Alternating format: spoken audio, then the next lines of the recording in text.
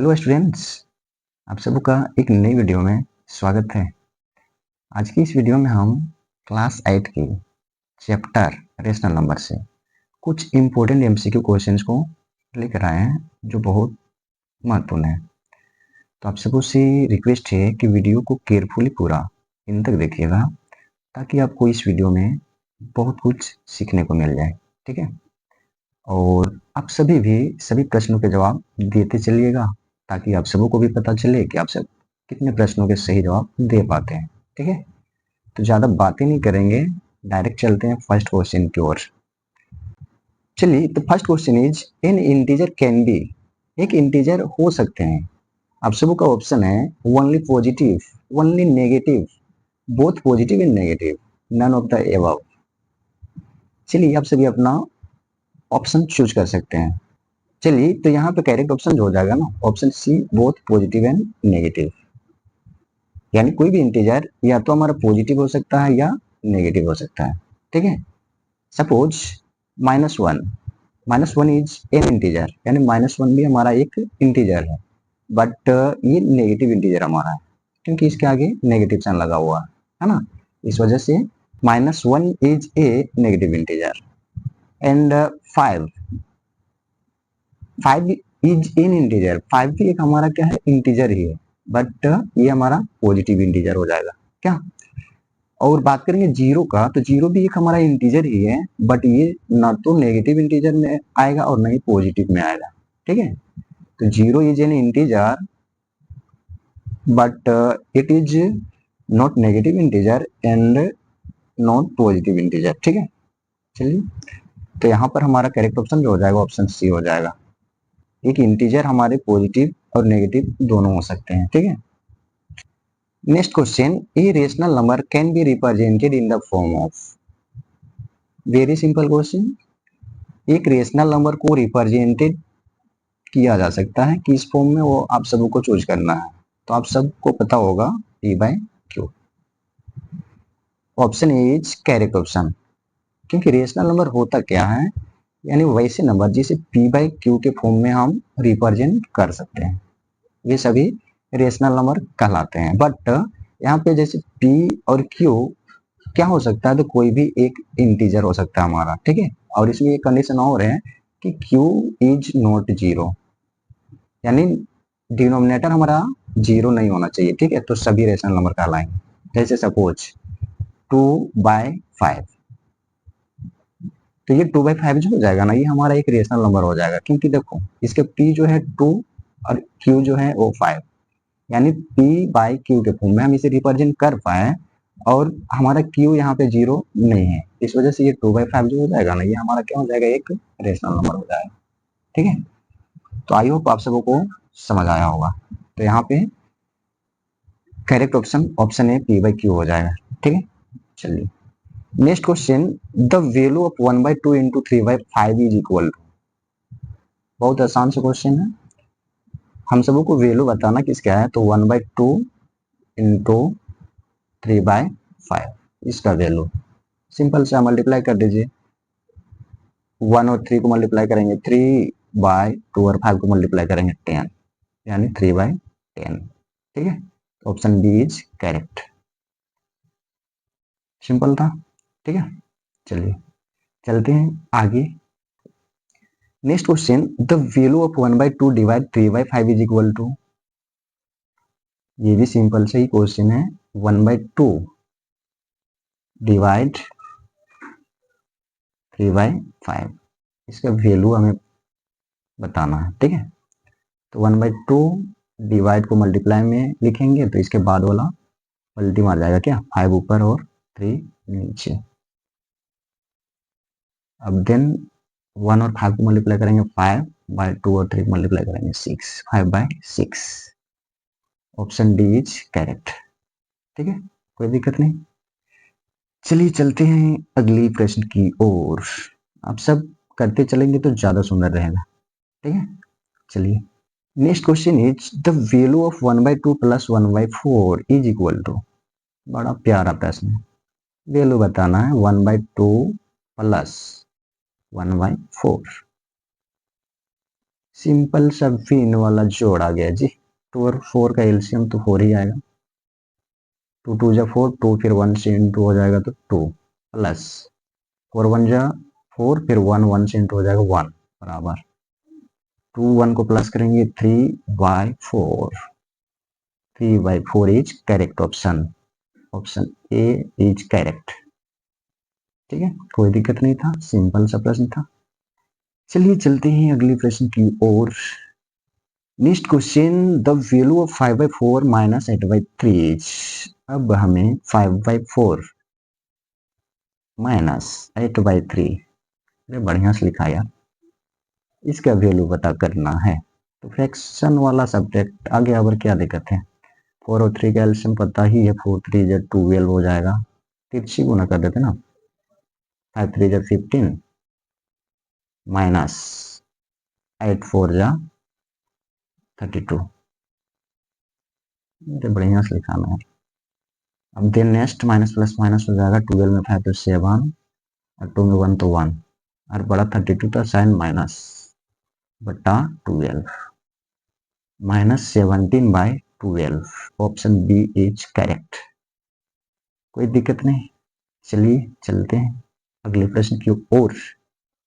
तो आप सबका अगला प्रश्न है कि the associative property is applicable to, यानी ये एसोसिएटिव प्रॉपर्टी जो एप्लीकेबल होगा वो किस किस में एप्लीकेबल हो सकता है। आप सबका ऑप्शन ए है addition and subtraction, option B multiplication and division, option C addition and multiplication, option D subtraction and division. चलिए आप सभी अपना सही ऑप्शन चूज कर सकते हैं। तो इसका करेक्ट ऑप्शन जो हो जाएगा ना, option C addition and multiplication हो जाएगा।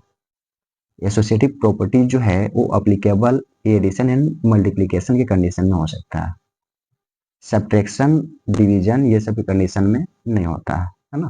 तो हमारा करेक्ट ऑप्शन जो होगा option C addition and multiplication. चलिए तो आप सबों का नेक्स्ट क्वेश्चन जो है वो है क्या कि the value of -10/3 into -15/2 into 17/19 into 0 is. आप सबों को इसका वैल्यू बताना है कि होगा क्या। ठीक है, तो जो स्टूडेंट 0 के साथ जा रहे हैं ना वो बिल्कुल करेक्ट हो जाएगा। क्यों? क्योंकि यहाँ पर अगर हम ध्यान से देखेंगे तो यहाँ से पूरा यहाँ तक मल्टीप्लाई ही है हमारा। ठीक है, और यहाँ पे 0 मल्टीप्लाई हो गया है। ठीक है, यानी सभी के साथ ये 0 भी मल्टीप्लीकेशन फॉर्म में है, इस वजह से यहाँ पर हमारा करेक्ट ऑप्शन 0 होगा। क्यों? तो हमें पता है कि किसी भी नंबर को अगर हम 0 से मल्टीप्लाई करते हैं तो यार उसका वैल्यू जो होता है ना वो 0 ही आता है, चाहे जितनी बड़ी संख्या आप ले लीजिए। जैसे अगर हम यहाँ पे 100 लेते हैं और 100 को अगर हम मल्टीप्लाई 0 से कर देंगे तो उसका वैल्यू 0 ही होता है। ठीक है, चाहे जो भी संख्या लीजिए आप, जितनी बड़ी संख्या लीजिए, अगर उस संख्या के साथ अगर 0 मल्टीप्लिकेशन फॉर्म में अगर दिखे ना तो उसका वैल्यू हमारा 0 ही होगा। ठीक है, चाहे जितनी बड़ी संख्या भी हो। जैसे और बड़ी संख्या लेते हैं, जैसे 9999, अगर ये नंबर को भी अगर 0 से मल्टीप्लाई करेंगे तो वैल्यू 0 ही आने वाला है। यानी आसान तरीके से समझिए ना कि कोई भी बड़ा से बड़ा नंबर 0 से मल्टीप्लाई हो जाता है तो उसका वैल्यू 0 ही हो जाता है। तो यहाँ पर चाहे इधर हल करने पे जो भी आए, लेकिन अंत में जब 0 से मल्टीप्लाई होगा तो उसका वैल्यू 0 ही ना आ जाएगा। ठीक है, तो 0 इज करेक्ट ऑप्शन, ज़्यादा दिक्कत है नहीं यहाँ पे। ठीक है, चलिए next question is the additive identity of rational number is. आप सबों को बताना है कि किसी भी रेशनल नंबर का जो एडिटिव आइडेंटिटी होता है वो क्या होता है। ठीक, अब बात करेंगे ये एडिटिव आइडेंटिटी होता क्या है। तो एडिटिव आइडेंटिटी एक ऐसा नंबर होता है जिस नंबर को हम किसी भी नंबर के साथ अगर ऐड करते हैं तो उस नंबर में कोई भी परिवर्तन नहीं होता है। जैसे मान लीजिए 4 हमने एक नंबर लिया। ठीक है, अगर हम 4 में 0 को ऐड करते हैं तो हमारा रिजल्ट 4 ही मिलेगा। ठीक है, यानी 4 था 4 ही रहा, है ना। तो यहाँ पर कौन सा नंबर हम ऐड किए? 0। 0 ऐड किए हम 4 के साथ, अगर हम 0 को ऐड किए तो ही हमारा 4 हुआ। अगर 0 के अलावा अगर हम कोई भी नंबर को अगर हम 4 के साथ ऐड करते हैं ना तो ये 4 नहीं रहता, इसका वैल्यू चेंज हो जाता है। ठीक है, जैसे मान लीजिए 4 में अगर हम +1 करते हैं तो क्या आ जाएगा, 4 था लेकिन अगर हमारा वैल्यू 5 मिलेगा। ठीक है, यहाँ पे वैल्यू चेंज हो जा रहा है, इस वजह से एडिटिव आइडेंटिटी अगर हम 1 को करते हैं तो ये हमारा गलत हो जाएगा। ठीक है, जैसे एक नंबर हम 6 लेते हैं। ठीक है, अब एडिटिव आइडेंटिटी नंबर होता क्या है, तो जैसे हमने 6 लिया ना, तो इस 6 के साथ उस एडिटिव आइडेंटिटी वाला नंबर को अगर हम ऐड करेंगे ना, तो ये 6 था, 6 ही होना चाहिए। ठीक है, चेंज नहीं होना चाहिए। तो 6 के साथ हम कौन सा नंबर ऐड करेंगे, जो 6 ही रहेगा, वैल्यू चेंज नहीं होगा, तो 0।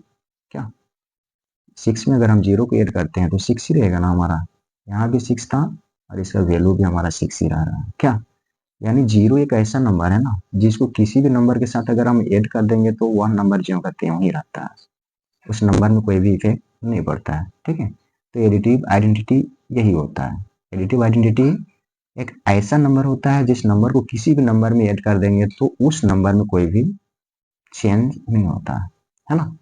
तो यहाँ पे हमारा करेक्ट ऑप्शन ए करेक्ट हो जाएगा यहाँ पे। ठीक है, एडिटिव आइडेंटिटी नंबर हमारा क्या हो जाएगा, तो 0 हो जाएगा। ठीक है, चलिए next question, the multiplicative identity of rational number is. ये भी काफी महत्वपूर्ण प्रश्न है। मल्टीप्लिकेटिव आइडेंटिटी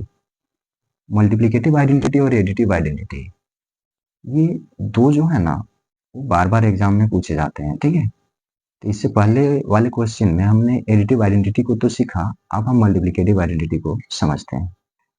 तो मल्टीप्लिकेटिव आइडेंटिटी होता क्या है, तो ऐसा नंबर जिसको हम किसी भी नंबर के साथ मल्टीप्लाई कर देंगे, क्योंकि मल्टीप्लिकेटिव आइडेंटिटी यानी मल्टीप्लिकेटिव मल्टीप्लाई से बना है। ठीक है, यानी मल्टीप्लिकेटिव आइडेंटिटी एक ऐसा नंबर होता है जिस नंबर को हम किसी भी नंबर में मल्टीप्लाई कर देंगे तो उस नंबर में कोई भी चेंज नहीं होगा। जैसे बातों से नहीं, एग्जाम्पल से समझ लीजिए, जैसे 5 हमने लिया एक नंबर। ठीक है, तो मल्टीप्लिकेटिव आइडेंटिटी यानी यहाँ पर मल्टीप्लाई करना है। अब बताइए कि ये 5 के साथ हम कौन सा नंबर को मल्टीप्लाई करेंगे, जो 5 था 5 ही रहेगा, ये 5 में चेंज नहीं होना चाहिए। ठीक है, तो आप सब कहिएगा सर 1। ठीक है, क्योंकि 5 को जब हम 1 से मल्टीप्लाई करेंगे तो 5 ही रहेगा, है ना। तो यही होता है हमारा 1, यहाँ पर हमारा क्या हो जाएगा, मल्टीप्लिकेटिव आइडेंटिटी हो जाएगा। क्योंकि 1 को हम किसी भी नंबर के साथ मल्टीप्लाई कर देंगे तो उस नंबर में कोई भी चेंज नहीं होगा। जैसे 10 एक और नंबर लेते हैं। अब 10 के साथ मल्टीप्लाई हम कौन सा नंबर को करेंगे, जो ये 10 था 10 ही रहेगा। तो आप सब कहिएगा सर 1। 10 के साथ 1 को मल्टीप्लाई करेंगे तो 10 होगा, तो बिल्कुल करेक्ट है। ठीक है, तो मल्टीप्लिकेटिव आइडेंटिटी हमारा 1 हो जाएगा, क्योंकि 1 एक ऐसा नंबर है ना जिसको हम किसी भी नंबर से मल्टीप्लाई कर देंगे तो उस नंबर में कोई भी चेंज नहीं होता है। तो मल्टीप्लिकेटिव आइडेंटिटी भी यही होता है। वैसा नंबर को मल्टीप्लिकेटिव आइडेंटिटी कहते हैं जिस नंबर को किसी भी नंबर के साथ मल्टीप्लाई कर देने से उस नंबर में कोई चेंज नहीं होता है। इस वजह से यहाँ पे हमारा करेक्ट ऑप्शन बी 1 हो जाएगा। ठीक है, अब सबको ये बात याद रखनी चाहिए, एडिटिव आइडेंटिटी पूछे तो 0 और मल्टीप्लिकेटिव आइडेंटिटी पूछे तो 1। ठीक है, तो दोनों में कंफ्यूजन नहीं। चलिए बढ़ते हैं अगले प्रश्न की ओर। चलिए अब सबका अगला प्रश्न है कि what is the sum of 2/3 and 4/9। बड़ा प्यारा प्रश्न है, आसान सा है। सम, हमें सम बताना, क्या किसका, 2/3 और 4/9, इसका सम। सम मतलब जोड़ दीजिए, कौन सा दिक्कत है यहाँ पे, फ्रैक्शन वाला एड ही तो है। 3 और 9 का एलसीएम 9 होगा।